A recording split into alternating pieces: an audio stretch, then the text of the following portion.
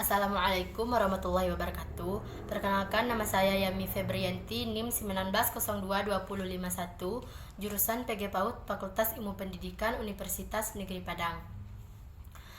Baiklah, dalam mata kuliah Administrasi dan Supervisi Pendidikan ini, saya akan sedikit menjelaskan tentang administrasi kurikulum. Jadi, administrasi kurikulum ini merupakan seluruh proses kegiatan yang direncanakan dan diusahakan secara sengaja dan bersungguh-sungguh, serta pembinaan secara kontinu terhadap situasi belajar mengajar secara efektif dan efisien, demi membantu tercapainya tujuan pendidikan yang telah ditetapkan. Administrasi kurikulum juga merupakan panutan untuk mencapai tujuan kita dalam dunia pendidikan. Dengan administrasi kurikulum, kita bisa mengetahui di mana kekurangan atau ketidakmampuan kita dalam proses belajar mengajar. Jadi dalam administrasi kurikulum ini perlu adanya pembinaan atau pembimbingan, yaitu seperti guru beserta stafnya.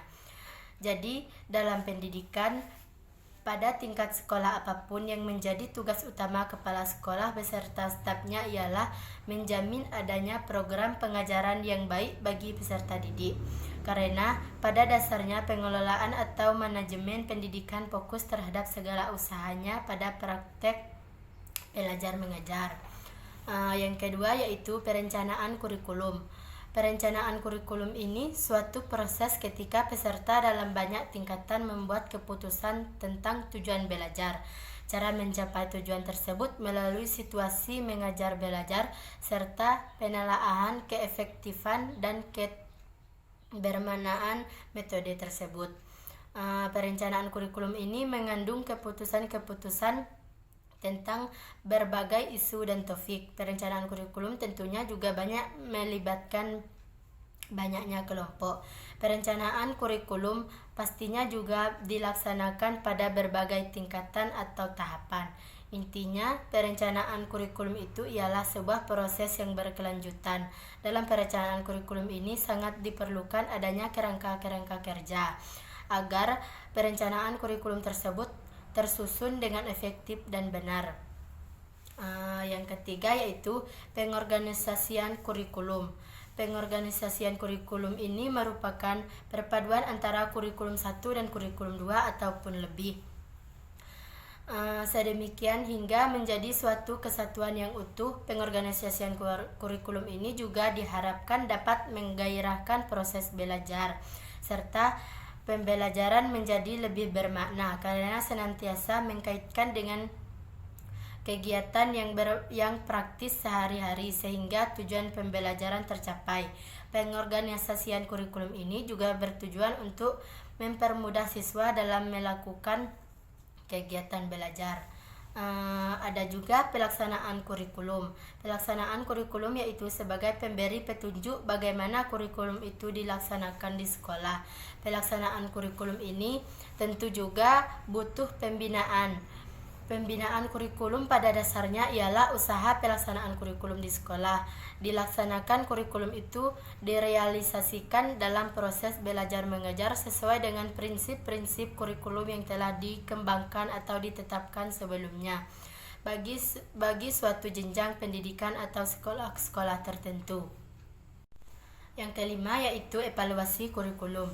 Evaluasi kurikulum ini bisa mencakup keseluruhan kurikulum atau masing-masing komponen kurikulum seperti tujuan, isi, ataupun metode pembelajaran yang ada dalam kurikulum tersebut.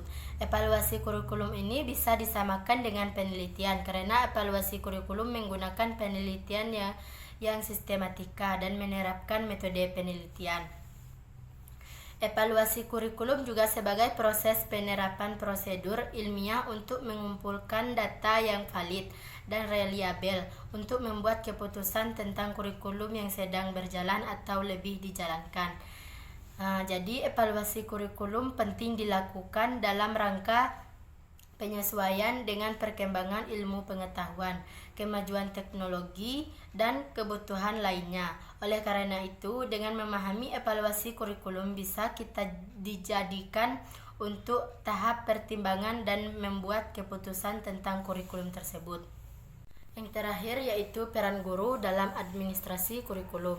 Jadi peran guru dalam administrasi kurikulum ini yaitu sebagai pendidik atau pengajar. Peran guru dalam administrasi kurikulum ini sangatlah penting karena guru sebagai acuan ataupun pedoman bagi semua murid. Jika guru tidak menjalankan kurikulum dengan baik, tentu saja muridnya tidak terlalu tekun dalam menjalani tugasnya sebagai pelajar ataupun siswa. Guru juga mengaplikasikan kurikulum yang telah ada. Dalam mengaplikasikan perannya sebagai pendidik, guru hanya sekedar menerima kebijakan perumusan kurikulum. Guru juga tidak diberikan kebebasan dalam menentukan isi kurikulum, tetapi peran guru dalam administrasi kurikulum ini hanya sebatas menjalankan tugasnya saja. Jadi di dalam administrasi kurikulum ini guru sangatlah penting ataupun berperan karena gurulah yang bisa mengarahkan muridnya ke jalan yang benar. Jadi cukup sekian video dari saya, salah dan kurangnya saya mohon maaf. Saya akhiri dengan wabillahi taufiq wal hidayah. Wassalamualaikum warahmatullahi wabarakatuh.